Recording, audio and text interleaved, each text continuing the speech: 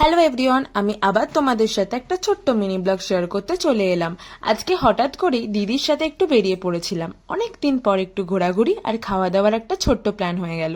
তো প্রথমেই চলে গেলাম মেট্রো স্টেশনে, ওখান থেকে মেট্রো ধরে শ্যামবাজার অ্যান্ড তারপর চলে গেলাম বাগবাজার ঘাটে। গঙ্গার ধারে এই জায়গাটা একটা আলাদাই শান্তি আছে। আর ঠিক তখনই একটা লঞ্চ যাচ্ছিল। মুহূর্তটা এতটাই সুন্দর যে ক্লিপটা ক্যামেরাবন্দি না করে থাকতে পারলাম না। তারপর সেখান থেকে চলে গেলাম লালটুর কেবিনে, সেখানে গিয়ে ট্রাই করলাম চিকেন ভাপা। স্বাদটা সত্যিই বেশ ভালো ছিল। এরপর আমাদের পরের স্টপ ছিল শ্যামবাজারের শশীবাবু। অ্যাম্বিয়েন্সটা জাস্ট দেখো, এত সুন্দর অ্যাম্বিয়েন্স। কারা কারা এই শ্যামবাজারের শশীবাবুতে গেছো অবশ্যই কিন্তু কমেন্ট করে জানিও।